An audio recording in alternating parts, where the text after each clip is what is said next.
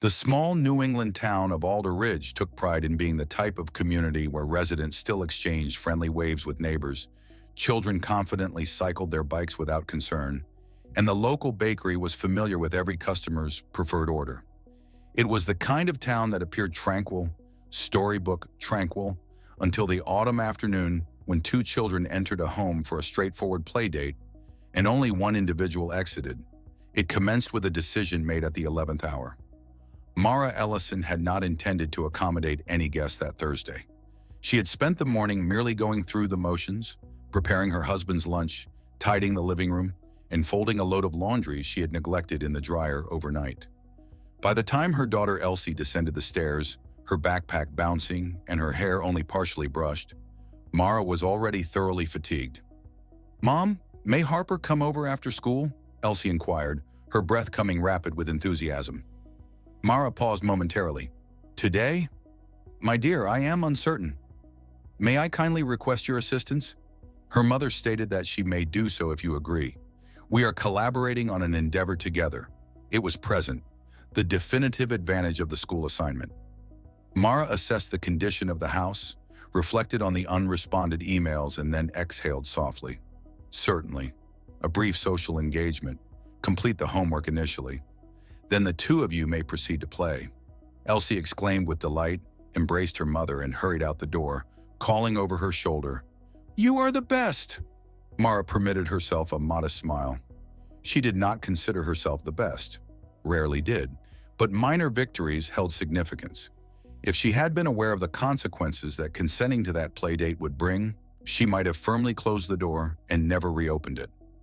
The ladies arrived at 3:18 p.m., their backpacks dragging across the hardwood floor as they hurried inside. Elsie was diminutive for her age, characterized by a calm, scholarly demeanor. Harper, in contrast, was assertive, outspoken, and courageous, the type of child who did not inquire, but simply took action. "Hello, Miss Ellison," Harper telephoned, discarding her shoes in the center of the entryway. "Shoes aside, please," Mara stated automatically, and Harper nudged them toward the wall without pausing. The girls arranged their books across the dining table, with glue sticks perilously close to the edge. Mara prepared apple slices for them and monitored their well-being periodically, observing the effortless hilarity exchanged between them. For a brief period, she permitted herself to unwind. At 4:07 p.m., the telephone rang. It was Harper's mother in a state of panic. Mara scarcely recognized her own voice. "Mara, please accept my apologies. I have just arrived at the school." Harper was not present. They stated that she departed early. Well, she departed with someone else, a female individual. "I am reaching out to all individuals. I wondered if she might have gone directly to your residence." Mara briefly blinked. "She is present, both of them are." They entered simultaneously. Conversely, Harper's mother exhaled with a tremulous breath. "Oh, thank goodness. Thank you very much. I will arrive early to pick her up." "Certainly," Mara replied. She terminated the call, feeling unsettled. Schools did not permit children to depart early with another individual, not without proper documentation. Something was amiss. She proceeded to inquire about the well-being of the ladies. The reception area was unoccupied. Her respiration was momentarily interrupted. "Elsie? Harper?" A gentle sound emanated from the upper floor. A single, decisive strike. Then a gentle laugh. A sense of relief washed over her. Merely the children playing, immediately succeeded by a feeling of annoyance. "Ladies, I instructed you to remain downstairs." No response. She ascended the staircase, her footfall resonating. The corridor appeared more frigid than usual, although a draft consistently seeped through the antiquated window frames. The faint sound of movement emanated from Elsie's chamber. Mara gently opened the door. Both young women positioned themselves beside the window. Harper's back was turned to her. Elsie's face appeared pallid. "Did you not hear me?" Mara inquired. I stated—" She became immobilized. Harper was grasping an object in her hand, a cutting instrument, one of Mara's culinary utensils. "What is your current activity?" Mara softly spoke. Harper gradually pivoted.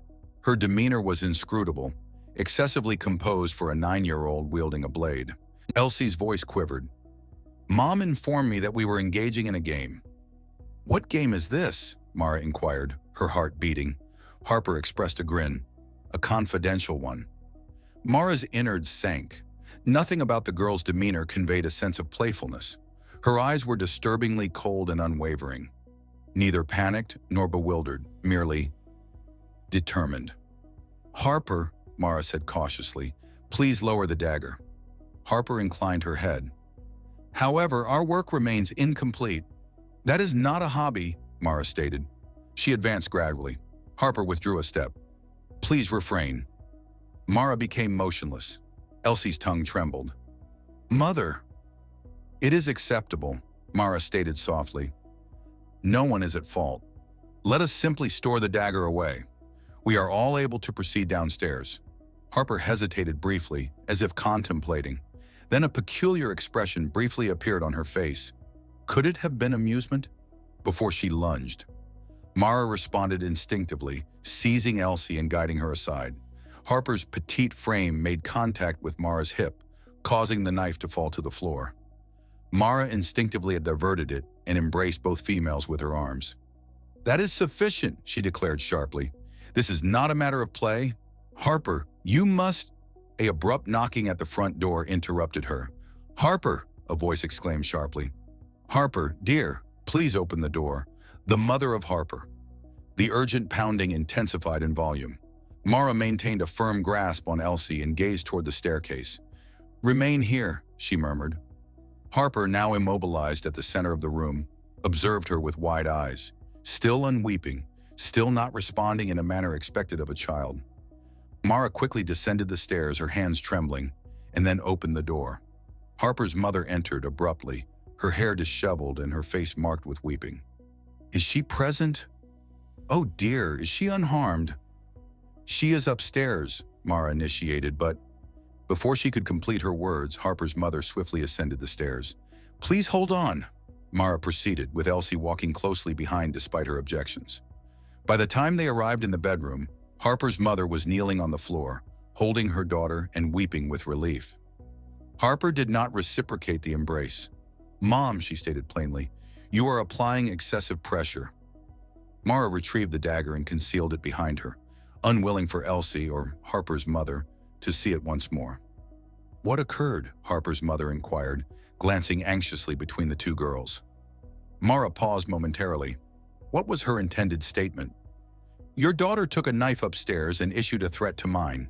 She behaved as if she were a stranger, suggesting that something was amiss. Before she had the opportunity to communicate, Harper responded initially. Elsie attempted to cause me harm. The world appeared to wobble. That statement is incorrect. Elsie wept. Mother, she is not being truthful. Harper proceeded with composure, stating, she grasped the knife.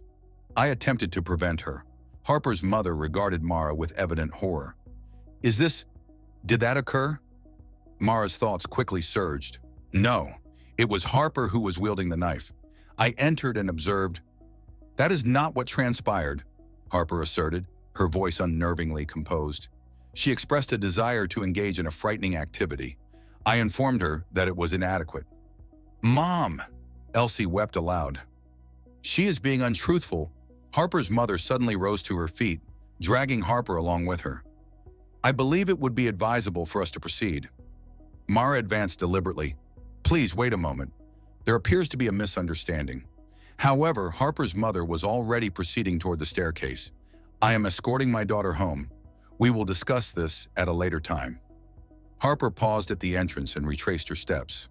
For the first time, her expression changed to a subtle, knowing smirk.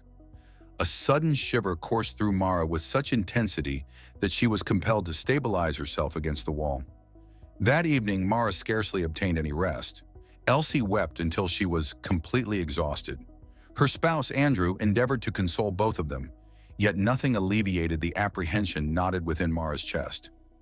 At 11:23 p.m., her phone emitted a notification from the news. Subsequently, another. Her respiration was momentarily arrested as she read the headline. Local woman discovered deceased in residence. Unaccounted for daughter. Andrew sat upright as she gulped. Mara, what is it? She was unable to articulate any words. She accordingly transferred the phone to him. He read the article quietly. The mother of Harper. Deceased.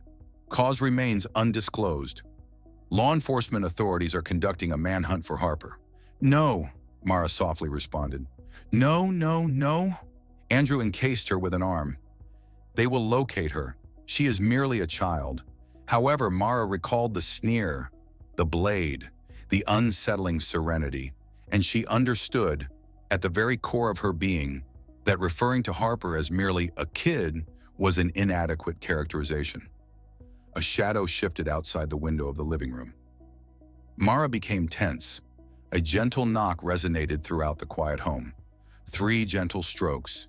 Subsequently, a child's voice, melodic and gentle. Miss Ellison? May Elsie join us to play? Mara's scream was trapped in her larynx. Andrew approached the window, but Mara seized his arm, vigorously shaking her head. The voice sounded once more. Proceed more cautiously, more emphatic. Allow me to enter. If you like this video, please remember to like, subscribe, and leave a comment indicating your interest in the next.